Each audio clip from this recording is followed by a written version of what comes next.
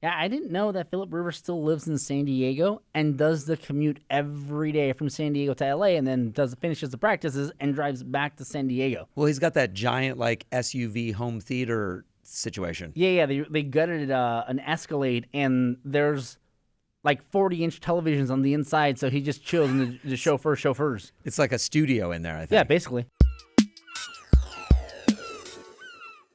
Coming to you pre-tape from the LA Mission College Studios in Los Angeles, California. This is the Best Coast Show. I'm your host, Albert Aguilera. That's my producer, Curtis Sage. Curtis, I'll be the first person to admit that I am 100% a bandwagon LA Rams fan since last year. Because as the viewers and the listeners know, I grew up in Los Angeles without an NFL team. Yes. Because they all abandoned me as a child. And I said, whoever comes back first.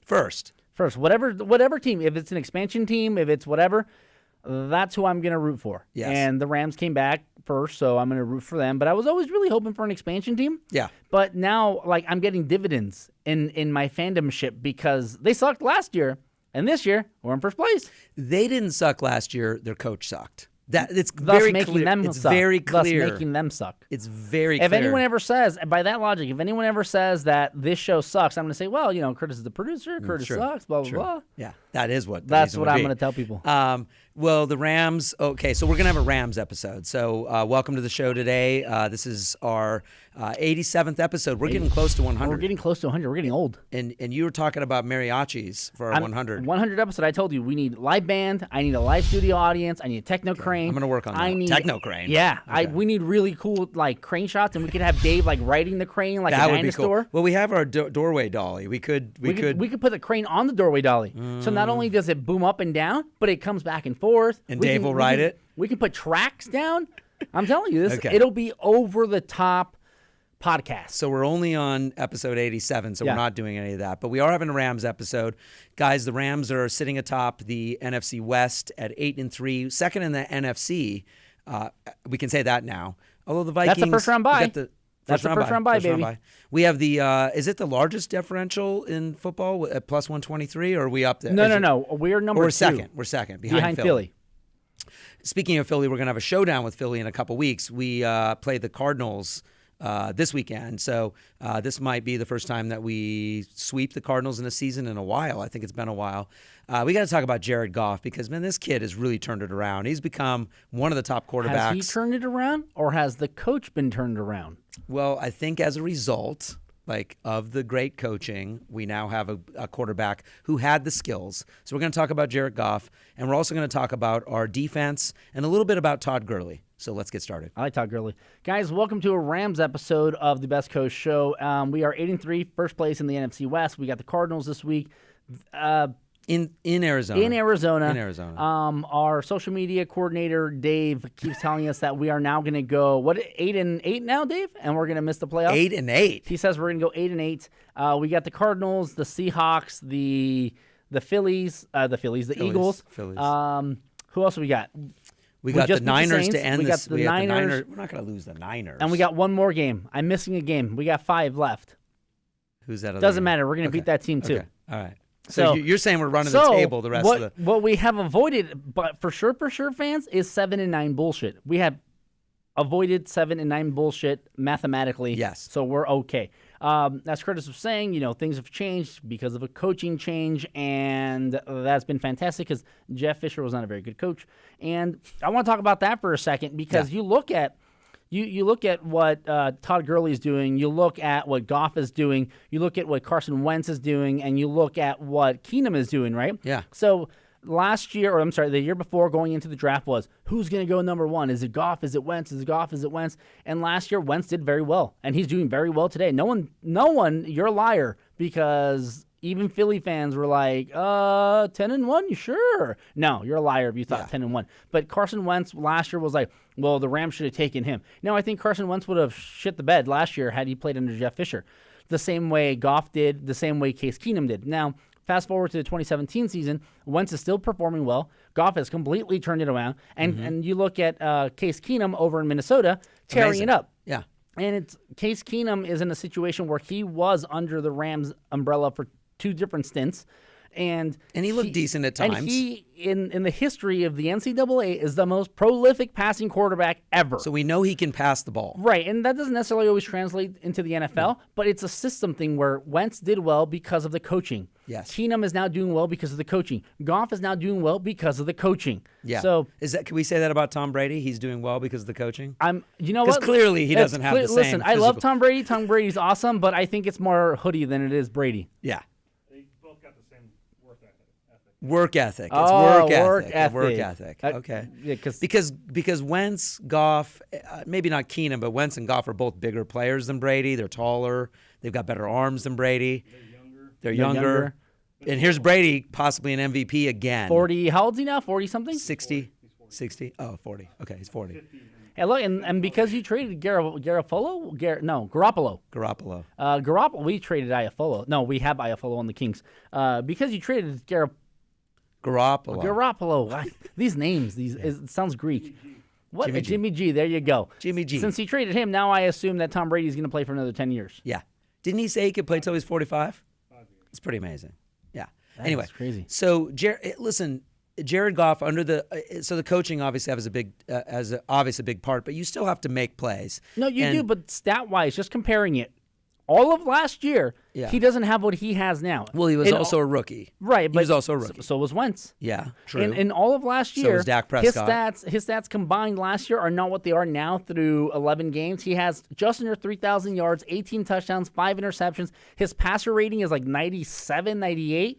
And his complete percentage, 62%, yeah, completion. which is almost 10 points better than it was all of last year. Here's what I like: he's only thrown 5 interceptions this year. 5. Yeah, and there's been only 8 drop passes by Rams receivers. 8 in the whole season. 8 of catchable balls. That's crazy. Catchable balls. 8 dropped. And that's why we are the second best offense in the league.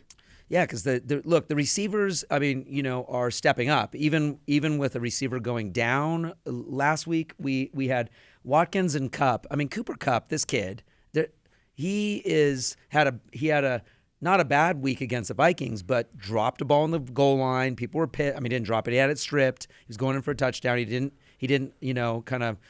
wrap it up enough. And here he comes back and has an amazing game.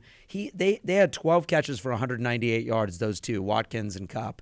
That you're going to win football games if you have 2 young receivers going over 100 yards. And that's what's great about the offense. As great as Goff has been and Gurley performing, they're also spreading it around, They're spreading it around so much because there's no one guy on the team who's like, oh, this guy's carrying the team because he has 12 touchdowns, because he has 1,000 receiving yards and already. That's going to help in the playoffs.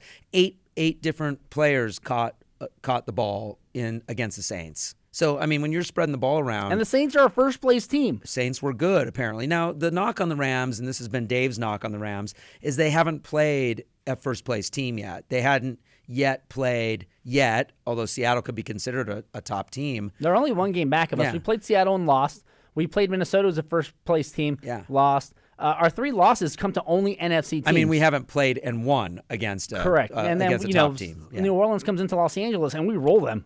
So well, I mean, it was a good game, but we did play well. It was one of our better games of the season. So, Goff being at 3,000 yards too. With how many touchdowns does he have? 18. 18 touchdowns. So, I mean, he's got to be ranked up there amongst. I think he's ranked. I mean, we got 5 games left.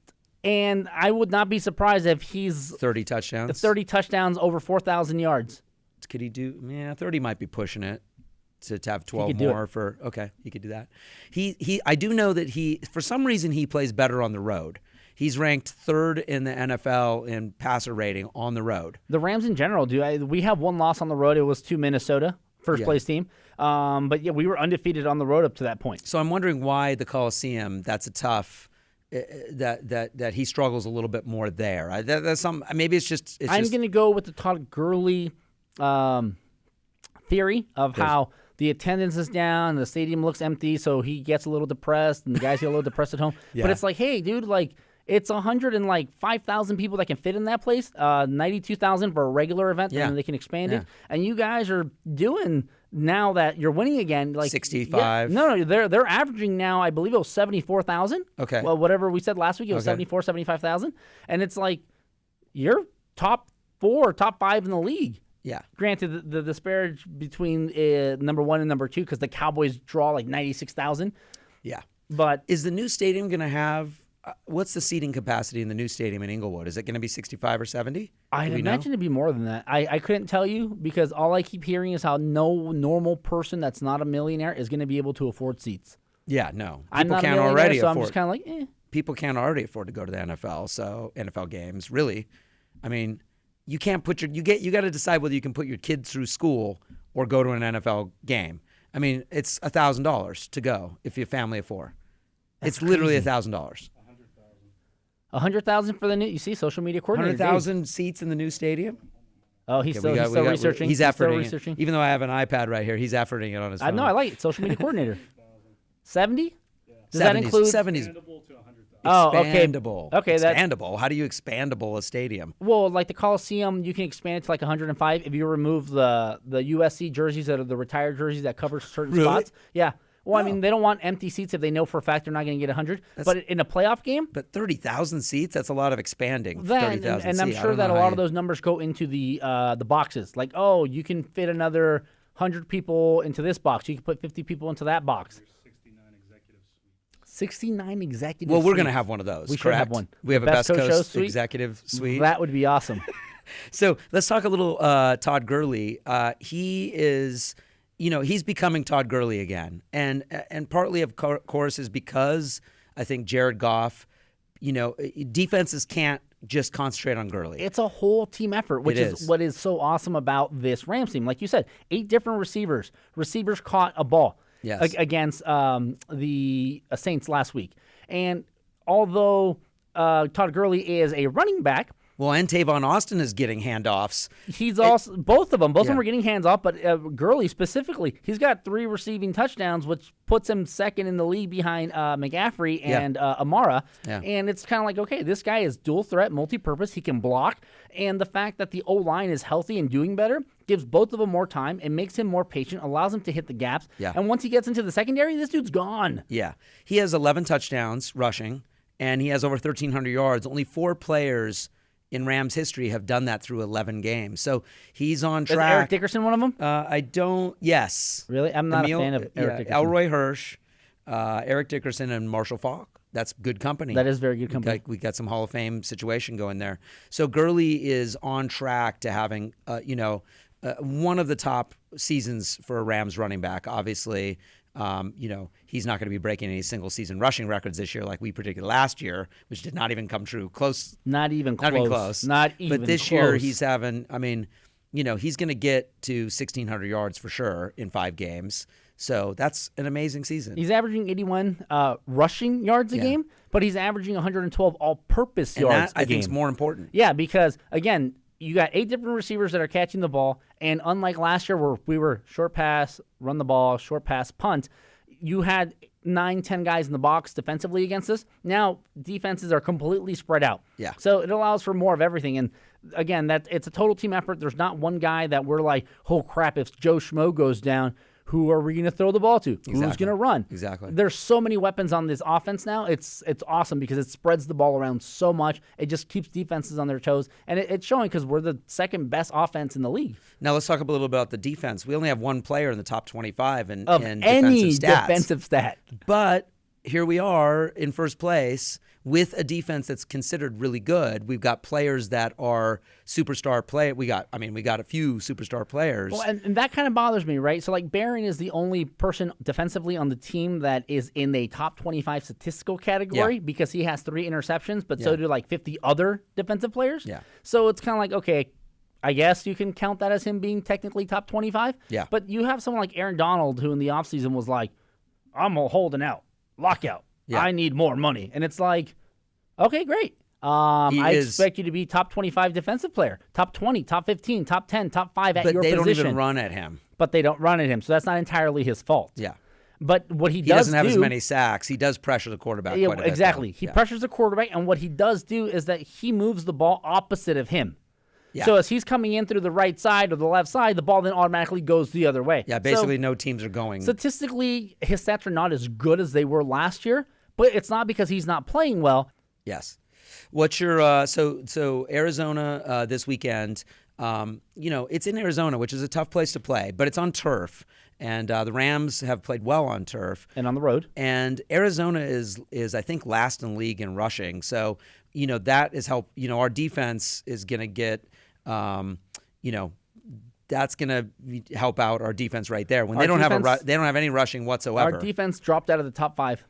We're at number 6 now. Okay, well, we're going to get back in the top 5 after this weekend against Arizona. I don't see Arizona scoring more than 2 touchdowns. I really don't. I don't know how they're going to do that. Okay, They so have no rushing game whatsoever. my bold prediction question for you is not going to be whether or not you think the Rams are going to win, because I believe the Rams are going to win. I believe you believe the Rams are going to win. My bold prediction for you, over, under, Rams score 40 points. Under. I think they'll score under a little, but they're going to probably be at like 28. All right. I mean, they could. I don't know. Hey, you know what? Jared Goff every could week watch this episode and be like, hey, they believe in me. They think I could throw 30 touchdowns. Let's do this. Listen, the Saints Just in spite of social media coordinator Dave. Yes, the Saints are a better team than Arizona, but we are playing Arizona in their building, and they're tough there. We're And really they've good on been the road. Yeah, we are good on the road. Goff is top 3 on the road. So something's got to give here. But I think that and Arizona's been playing better recently. They've been playing better. They were horrible the first. Well, they're 5-6. Yeah. It's not like they're out there beating top-tier teams. Yeah. It's like, okay, cool, you beat the 49ers. Guess what? Everyone else has too. Yeah, okay. Well, true. So, I mean, I'm going to say it's going to be like 28-10. 28-10? Is my... Now, I've been wrong every... Well, the Rams are favored -7 or 6.5, so you'd have to beat that spread. I think that Goff could light them up and throw for 40 points, but... Okay. My thing also this week that could help us a lot is the fact that the Eagles are going to Seattle. Seattle's 1 game back of us in the standings. So do you want the Eagles to win that game? Absolutely. It gives us some cushion because right now, if the season ends right now, we're 1 game up, no problem. So we're not catching the Eagles, you don't think? Eagles are 10-1. They would have to go on a skid. I mean, we're 2 games back of the Eagles. No big deal. We still have to play them head-to-head. Yeah. But right now, the important thing is winning the division. The important thing is making sure Seattle doesn't catch up to us, because in the event that they catch up to us and we tie for the record, have a home field they advantage, have the home too. field advantage for the next game, and they already beat us once. Yes. And we play good on the road, so if we don't get the top seed in the NFC, and we can't count the Vikings out either because they're playing well. Which is really weird because the Vikings just beat us, Yeah. and they beat us very well, like handedly just beat us in Minnesota. Yeah. The power rankings for this week have the Eagles, the Patriots, the Rams at number 3. Rams at 3. And then the Did you hear that, Dave? Rams Pittsburgh, at number 3. Pittsburgh at number 4, and then the Vikings, who just beat us, at number 5. Interesting. I don't know how power rankings work. I don't either. I don't know any of that stuff. I'm not a good stats person. That's very bizarre. Very bizarre. Anyway. All right, what's our gift of the day? Guys, our gift of the day, this is Talib ripping off Michael Crabtree's chain. Again. Yes, again, like he's done this before. Yeah.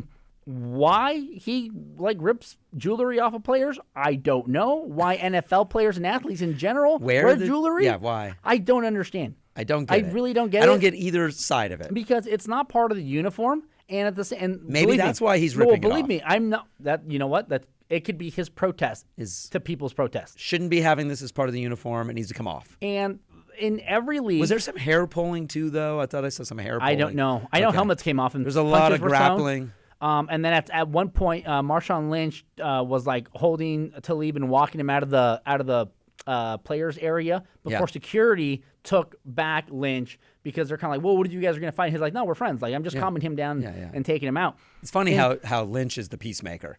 Yeah, I mean, like not that he's a troublemaker, but I think Lynch just kind of gets bad rep when certain things happen, and he's touched officials before. Yeah, but it's like, I don't understand why the NFL and leagues in general will be like, hey, those shoes, that's not part of the uniform because that's not our sponsor.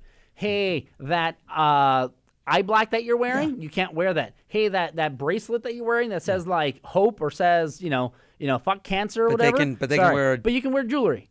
I don't get it. Yeah, I don't get it either. Also, in a sport like football where you're wearing it underneath your pads, if someone hits you, isn't that going to hurt? I thought it would. That would hurt. I don't know. That's terrible. That is terrible. Nipple rings? Do they wear those? Oh, I would hope not. Imagine having that shit ripped off. No, thanks. Guys, but thanks for tuning in. That's been our show. Don't forget to stalk us on Twitter at BestCo Show. Don't forget to check out all the behind-the-scenes stuff on the Instagram, also at BestCo Show. You can find us on iTunes, SoundCloud, Stitcher, really where anywhere podcasts are heard. But that's been our show, and you guys have a good night.